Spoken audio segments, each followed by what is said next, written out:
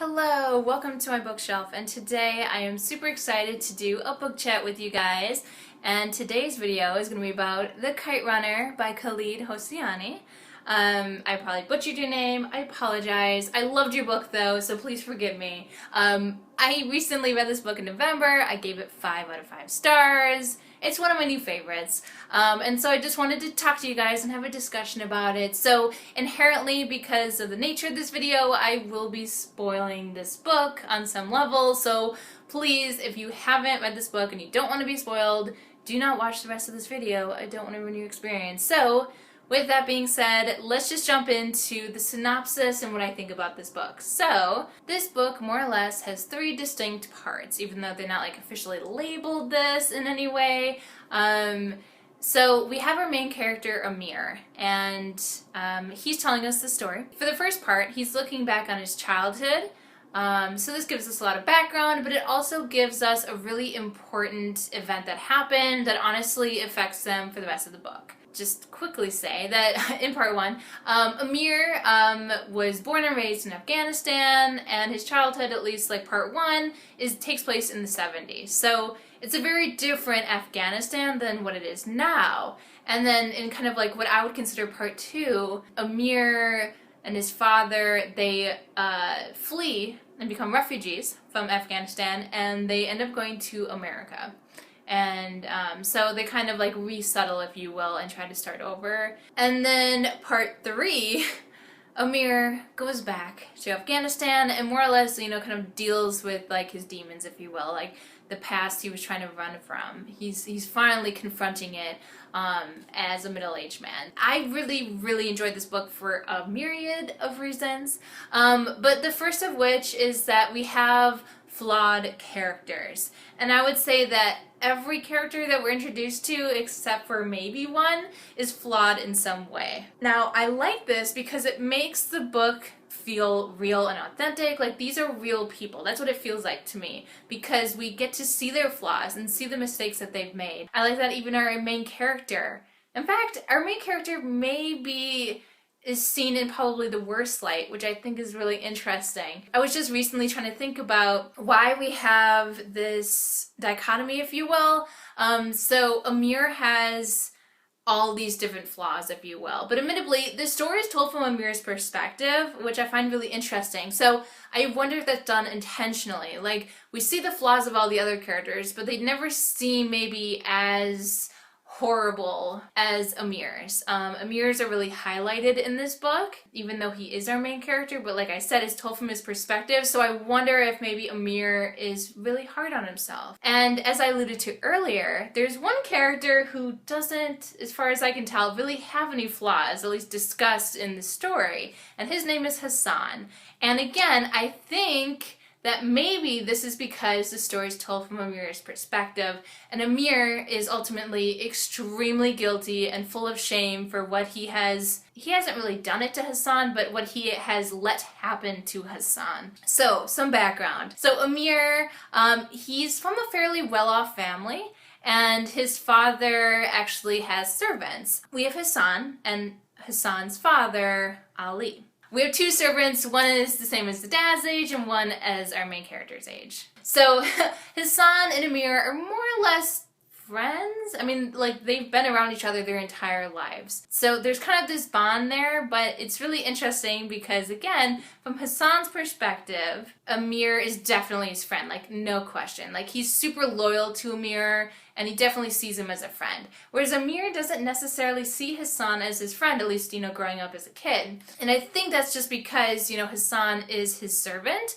and so there's just this inherent power differential, which, as a kid, like, if that's what you grew up being used to, it probably makes it kind of weird to think of your servant as also your friend. I don't know. It's interesting, at the very least, to kind of see that dichotomy between them. And there's a lot of really interesting comparisons between the two, and one of which is that Hassan is almost put on this pedestal of being this, like, perfect person, which we don't really know if that's true or not, because, again, like, we're stuck, reading the story from Amir's perspective. One of The through lines of the story is trauma and the effects of trauma and how people react to trauma. There's kind of three different people that are more or less traumatized. I mean, I'm sure that there's more that you could see, but there's three main people that we get to follow, and we get to see a little bit of how they react to it and what their experiences are with their trauma. The first of which, so there's one event that affects two different people, Hassan and Amir. And it's interesting because this traumatic event actually directly happened to Hassan, but Amir's still traumatized because he watches it happen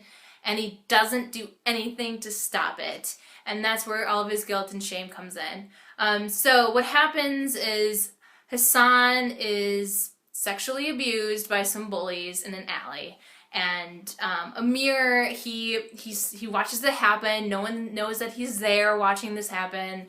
And obviously he just feels so much guilt and shame for having let this happen and for not standing up for someone who would 100% would have done that for him. Like, if Hassan was watching this happen to Amir, he never would just like stand by and watch. He would definitely go in there and protect his friend, even if it meant that he was going to be attacked then too.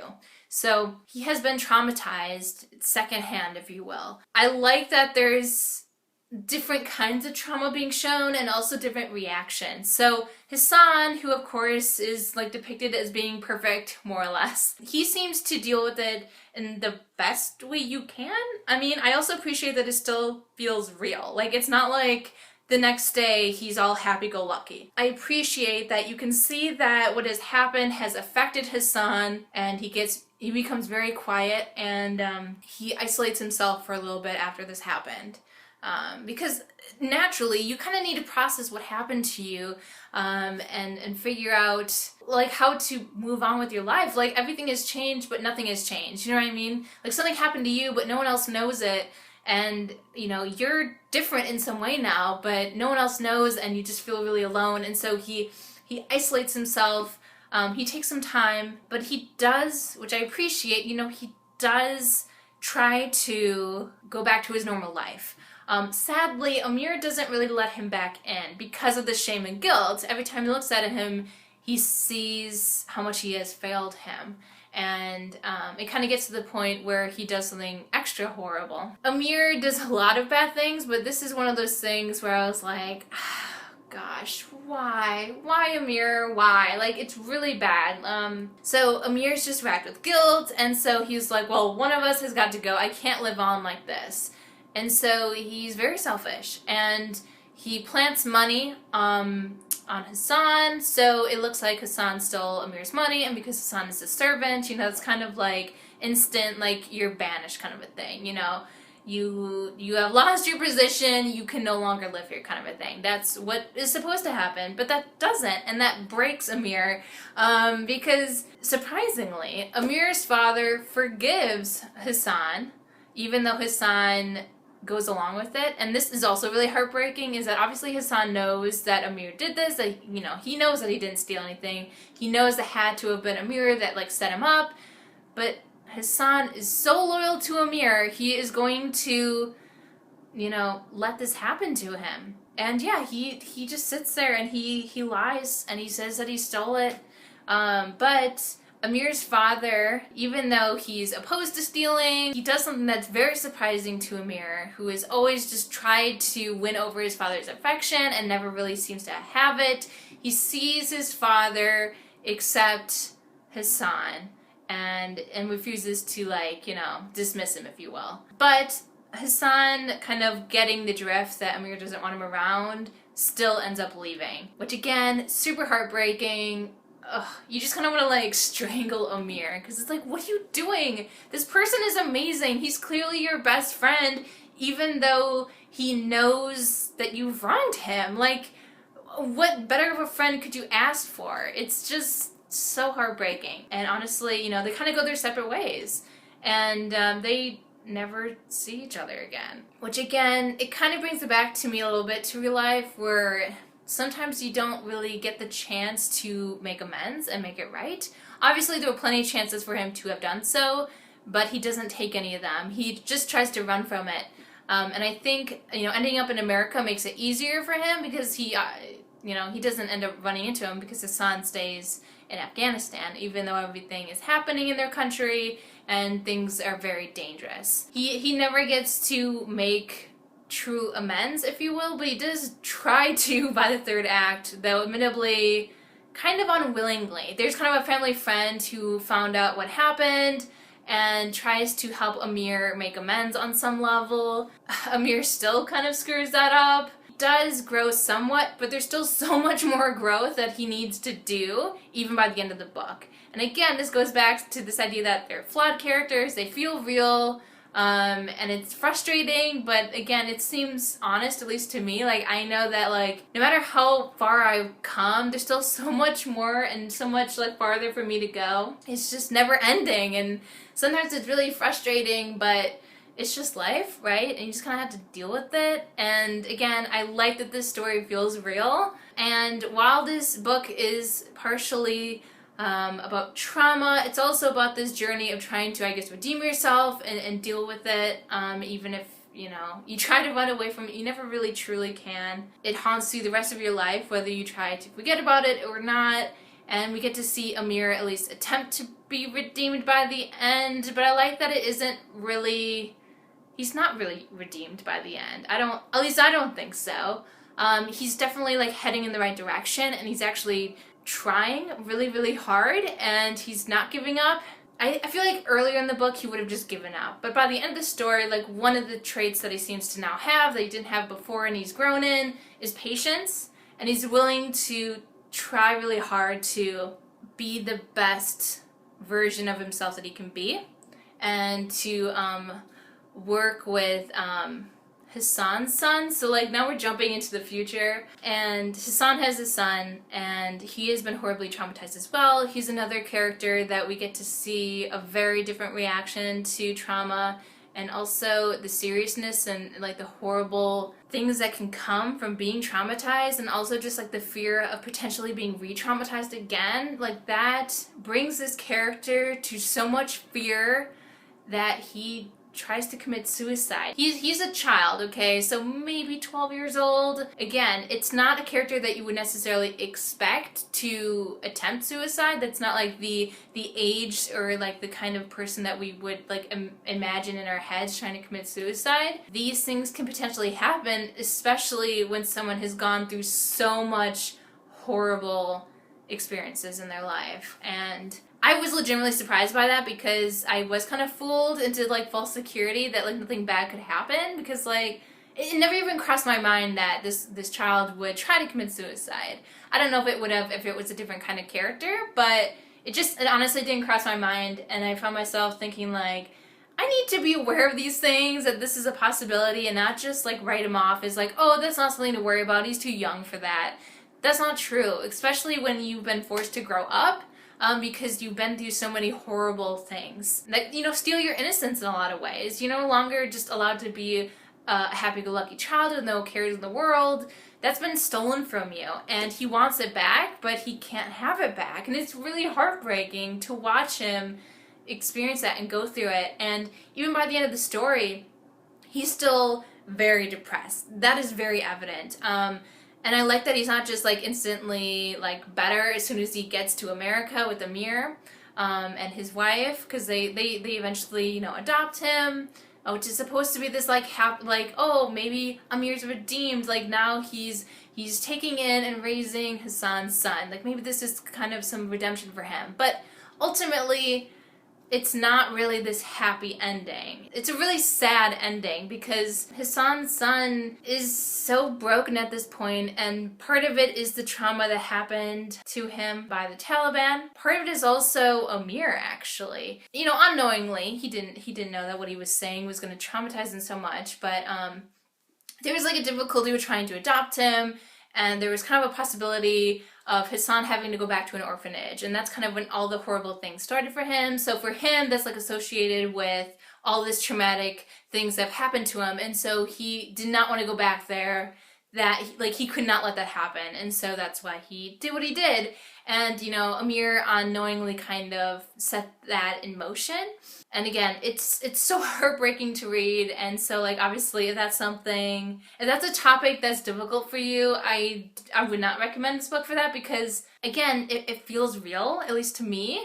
And obviously if that's something that you struggle with, or that it really hits home for you, this might not be the best book to read, because I think that's something I really like about this book, is that it, like I said, it feels real and it's very moving, and it really hit me on a lot of different levels, and it definitely deals with suicide and abuse and trauma. And if those are topics that are difficult for you to read about in detail, then obviously this is not the book for you. So kind of going back to what I was said, there's not exactly redemption at the end of this book for Amir, which I appreciate, because again, it feels real that way. But there is just a small glimmer of hope at the end. Hassan's son, he's been mute for, I think it's been a year now. He's been mute, and really he seems to have anhedonia, so this lack of pleasure, enjoyment of anything. One of the signs of depression. He's just kind of dissociating, if you will, as far as we can tell. But at the very, very end of the book, after a year or so of being with Amir's family in America in a place that's more or less safe, he does smile at the end. And this is a very momentous occasion, because it has not happened, sadly, since they have adopted him. And it's not necessarily a big smile, I don't think, but there is a smile, so there is kind of this glimmer that maybe eventually things will be okay.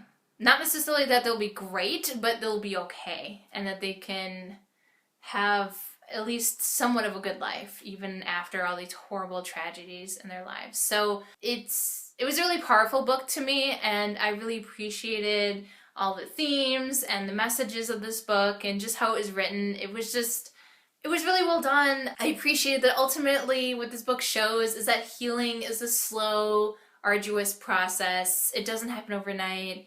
It doesn't even happen after a year or a couple years. I honestly think that this is a lifelong thing that you have to deal with. And I think some days are easier than others, and the more years that go by, the easier it becomes. But I think that healing is an everyday process that you kind of have to deal with. And I honestly think that while every day is in some sense a new beginning, where you get to kind of decide, what you want to do and the choices you want to make, at the same time, it's not completely a fresh, clean slate, because you do carry your past with you. You can't just, drop that off and leave it. It does stay with you. So on some level, it's never a truly fresh new beginning each day. Obviously, you still have a new opportunity to make a different decision, but you can't change the decisions of the past. So there's kind of always that going on. But like I said, healing is a slow process, and you do have to take it one day at a time. As cliche as that is, it's true. So I would say, if I had to say criticism about this book, I would just say that some of the plot points are predictable, but honestly, this book has got so much important messages and so much important things to say that I really don't think it matters that the plot is somewhat predictable in parts, because it's not a thriller. It has so much more going for it than just ooh, surprise. I don't think it's trying to surprise you. I think it's just trying to tell you a story. So I know that some people really, really don't like predictable plots, and yes, this is somewhat predictable, but I think that if that's the only thing you focus on, I think you've missed the point. Like I said, this book has a lot of really great things to say, and I think it's really well written. Alright, well, there's probably a million more things I could say about this book. I think I'm going to kind of rein myself in a little bit and just kind of end it here. So I talked about most of the things that really jumped out at me as being something that I really liked about this book, but again, I think there's still just so much more in here that you could unpack, because it's just one of those kinds of books, which is why I like it so much. There's just so much to say. So if you have read this book, please let me know what you think, whether you liked it or you didn't. I'd be really curious to know what your opinion is. So please let me know in the comments below. And as always, I just want to thank you guys so much for watching this video, and until next time.